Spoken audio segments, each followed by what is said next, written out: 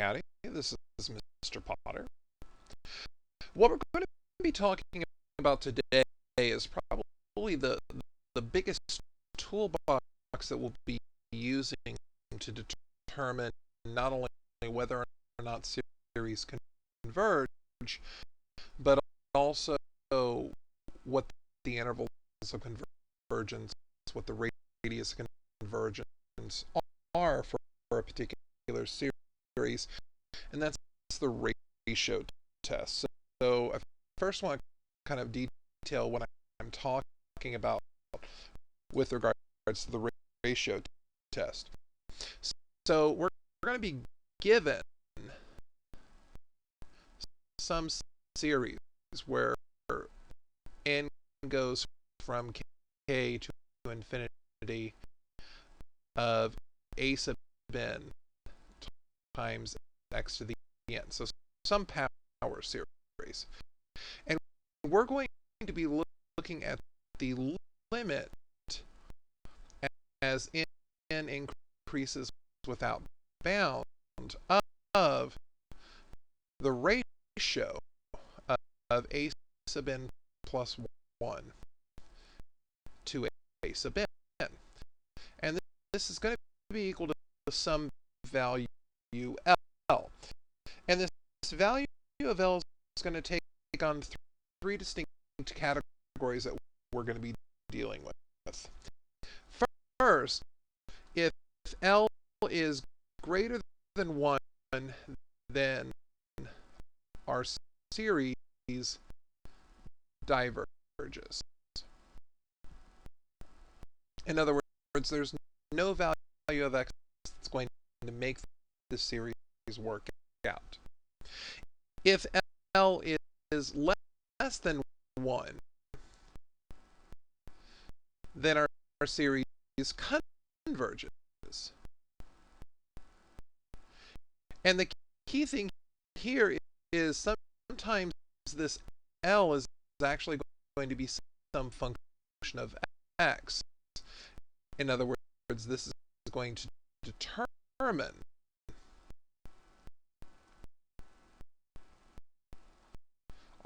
our interval of convergence. So if I can get this to be L less than 1 for all x, then I know that my series converges for all reals.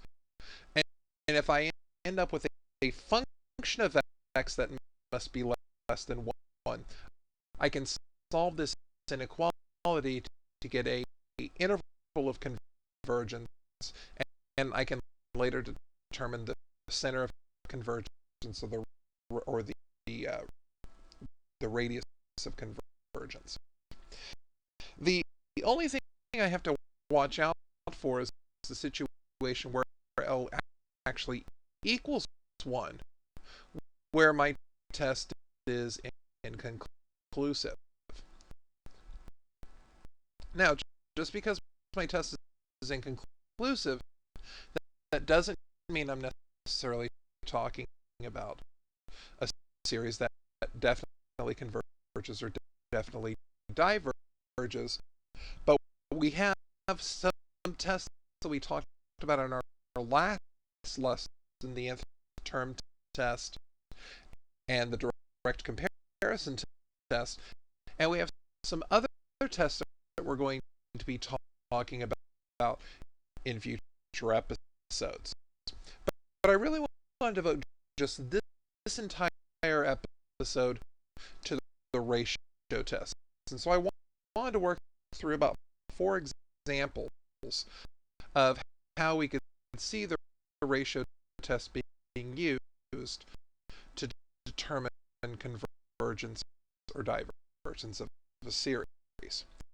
So let me start with just a very simple series. So I'm going to start with the series from n equals 0 to infinity of -1 to the n times 4x plus 1 to the n. And so this is an alternating series, and this the fact that some of my series can alternate is the reason why I definitely want to deal with the absolute value of the ratio. So I'm looking for the limit that n increases without bound of the ratio of a sub n plus 1 over a sub n. And what I'm doing here is I'm basically going to substitute n plus 1 and n into this formula to determine what these terms are. So I'm dealing with the limit as n increases without bounds of negative 1 to the n plus 1 times 4x plus 1 to the n plus 1, all divided by negative 1 to the n times 4x plus 1 to the n. And I see that some algebra can simplify here. I know that I can divide this term into this factor, leaving all but one of these terms dividing out. And similarly, this goes into this with all but one dividing out as well. So I'm actually evaluating the limit as n increases without bound of the absolute value of negative 1 times 4x plus 1. And notice what I've got here is this limit actually no longer involves n. And that's really something that we're trying to look for. If I can get a situation where the limit doesn't involve n in any way, then I've really got a lot going for me. Now remember that this series is going to converge if this limit is less than 1. So what I'm looking for is I'm looking for this quantity, negative 1 times 4x plus 1. I'm looking for the absolute value to be less than 1. In other words, negative 1 is going to lie between 4x plus 1, which is less than positive 1. And we saw a lot of this when we were dealing with our geometric series, trying to find the interval convergence for those. And I'm using the same technique here to solve this inequality involving an absolute value expression. So I'm going to subtract 1 from both sides. That's going to leave me with negative 2 is less than 4x is less than 0, and then divide both sides by 4, so I end up with negative 1/2 is less than x is less than 0. And so this is my interval of convergence, but I definitely have a center of convergence. My A is negative 1/4, and so I can determine what my radius of convergence is. So the R that we were talking about last time is a radius of 1/4, because I'm 1/4 to the left and to the right of that center of negative 1/4. So this ratio test allows me not only to determine if a series converges, but also when it converges. This idea that it's going to give me an interval of convergence really is very helpful. And so I want to go through about 3 more examples of this in today's lesson. So I want to deal with the series from n equals 1 to infinity of the expression 3x minus 2 to the n over n. So now I'm dealing with this series, and again, for the ratio test, I'm looking for the limit as n increases without bound of a sub n plus 1 over a sub n, the absolute value of that. Absolute value is not going to make it as much of a deal here as it did in the alternating series we did before. What will happen, though, is when I substitute n plus 1 into this expression, I'm going to have 3x minus 2 to the n plus 1 over n plus 1.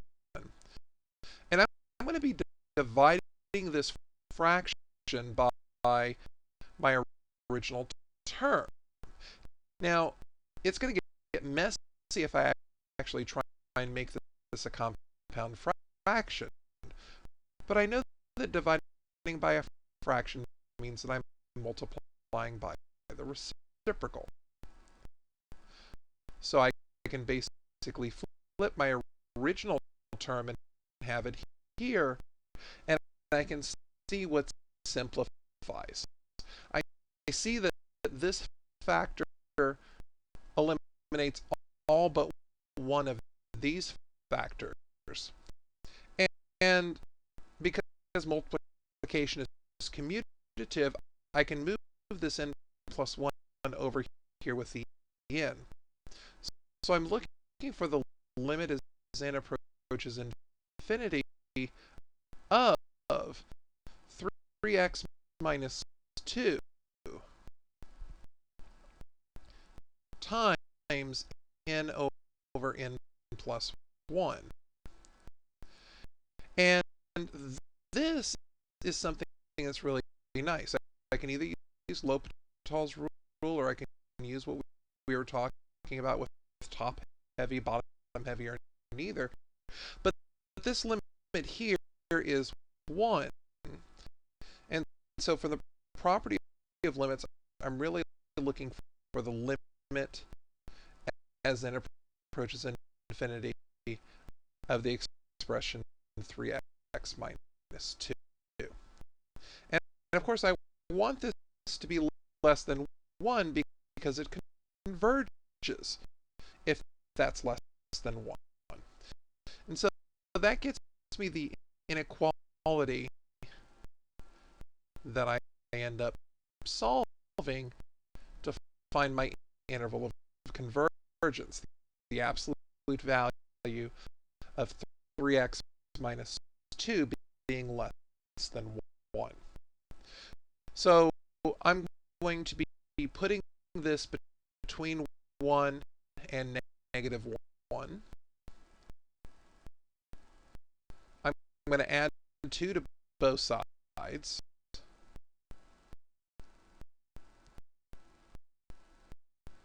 And then divide both sides by 3. So I get 1/3 is less than x is less than 1. And so this is my interval of convergence. But then I can also determine my center of convergence. My center of convergence is going to be the midpoint of this, where A in this case ends up being 2/3. And my radius of convergence, my R, is going to be the distance from 2/3 to 1, or from 1/3 to 2/3. My radius is 1/3. So this ratio test is really my workhorse. This is what I'm going to be using the most when I'm trying to determine whether or not a series converges or diverges.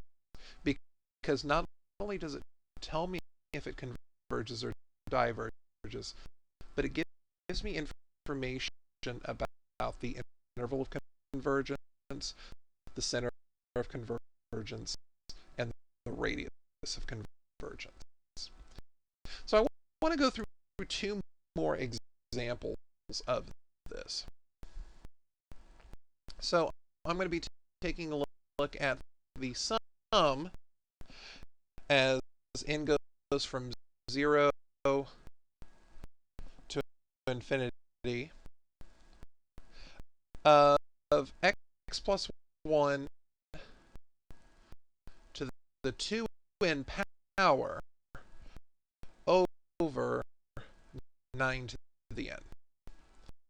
And again, the ratio test says that I'm going to be taking the limit as n approaches infinity of the absolute value a sub n plus 1 over a sub n. So I'm looking for the limit as n approaches infinity of. I'm going to be replacing n plus 1 in terms of n. So this is really x plus 1 to the 2 n plus 1 power over 9 to the n plus 1 power. And again, because I'm going to be dividing by a sub n, I'm not dividing by a fraction. I'm multiplying by the reciprocal. So I get x plus 1 to the 2n here. Now, again, I'm replacing n with n plus 1. So this 2n up here becomes 2 times the quantity n plus 1. So this is really x plus 1 to the 2n plus 2 that I'm going to be dividing by x plus 1 to the 2n.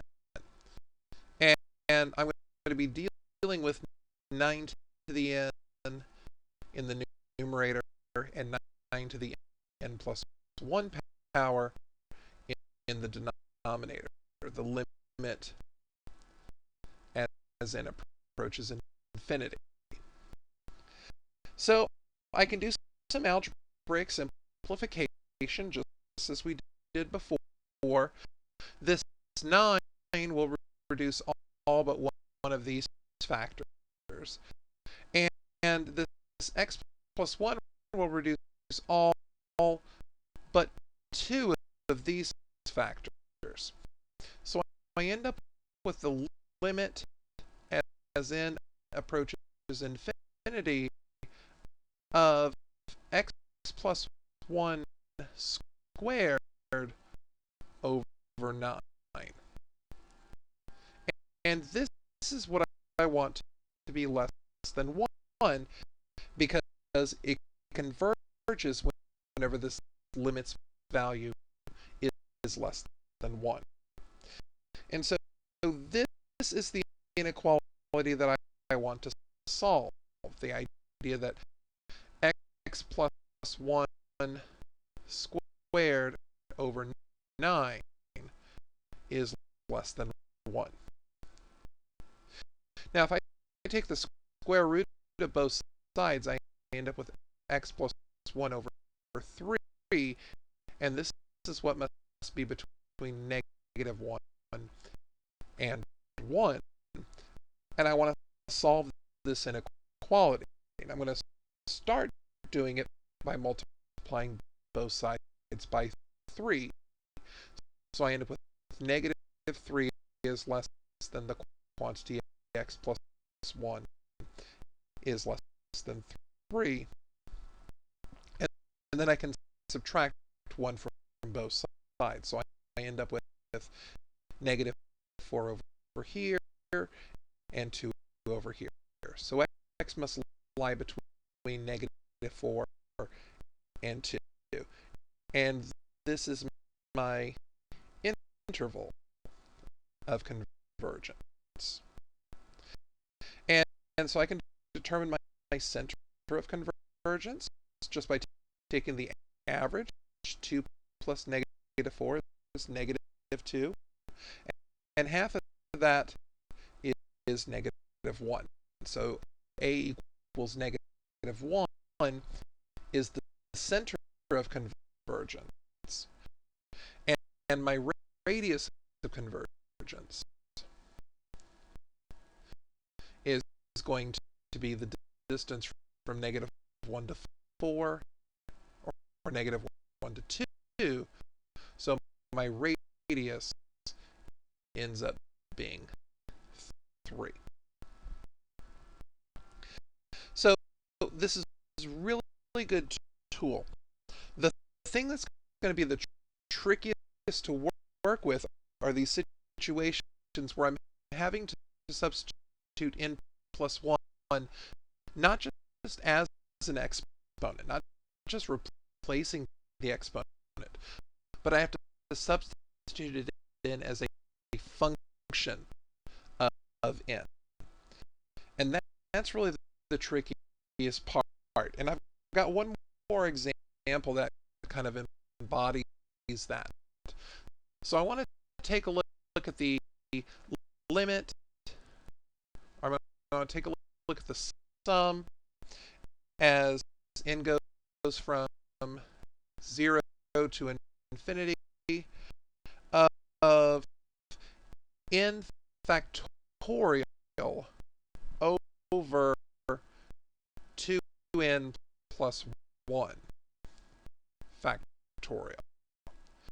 So I want to evaluate this limit, and remember I'm looking for the limit as n approaches infinity of a sub n plus 1 over a sub n, the absolute value of this. So I'm looking for the limit as n approaches infinity of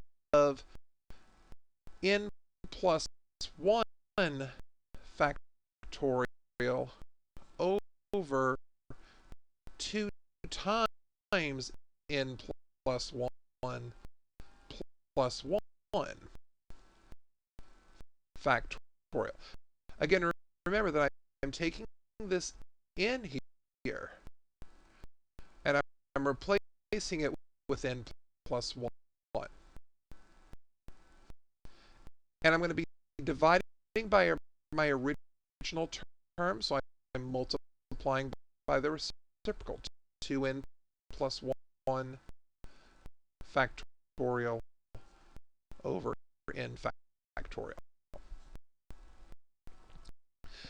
Now, when I'm dealing with factorials, I need to remember some things here.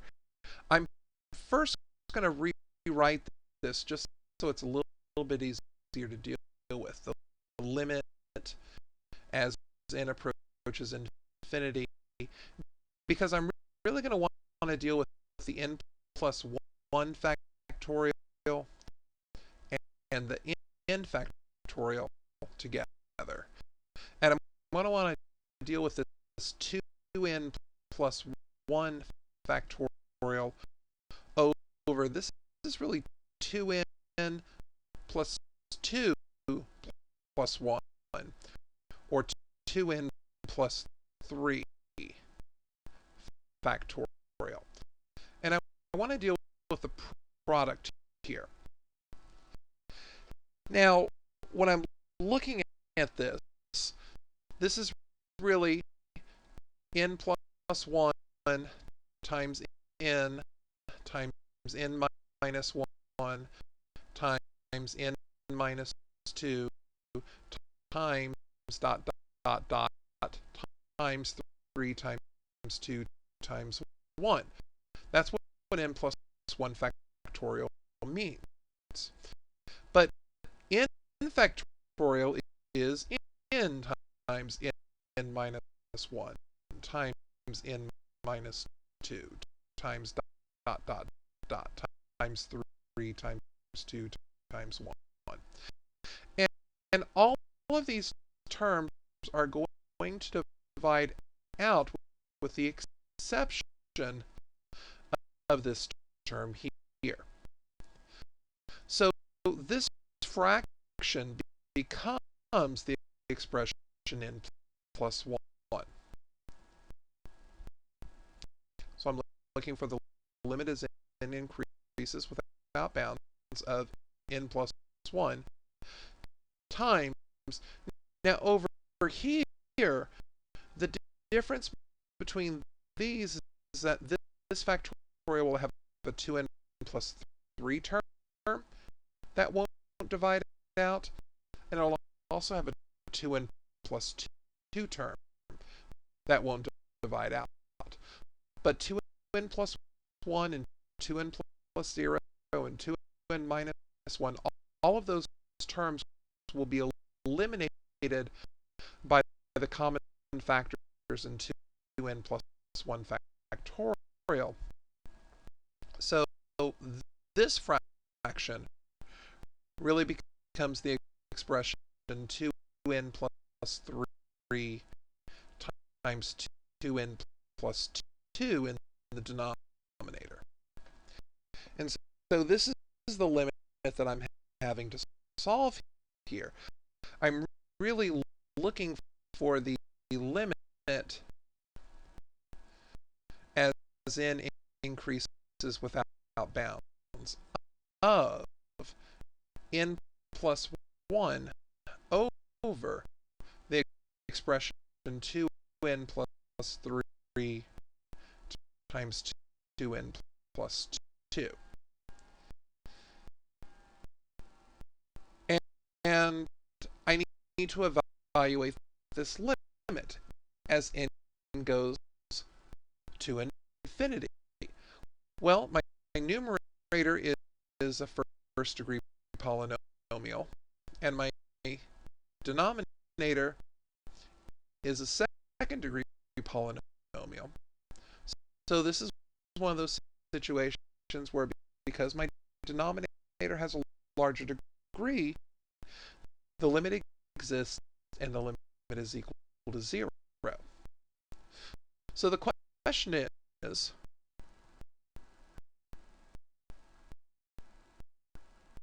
what values of x make 0 less than 1? And this is a trick question. The trick question is all of them. And so this series is going to be converging no matter what x is. So my interval of convergence here goes from negative infinity to infinity. And my radius of convergence is also infinite. So when I'm dealing with factorials, I need to deal with it in this way. The idea that I'm replacing n with an expression n plus 1. And I'm going to have to simplify that algebraically. And also, whenever I have a factorial over a factorial, all of the common terms will divide out, except for the one term that makes it distinct from the other one. In this case, because we added 1 to n, I had n plus 1.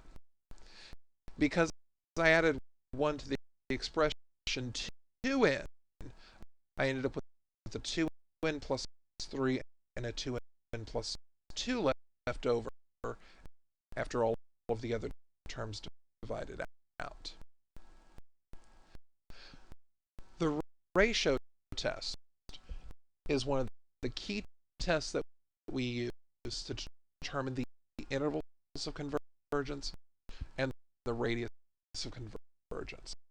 And it's really nice because it reduces the problem to an algebraic limit, something that we've been dealing with since chapter 2 in this course. So it's really important to add this to our tool chest. So this is Mr. Potter. Thank you for watching. Have a great day.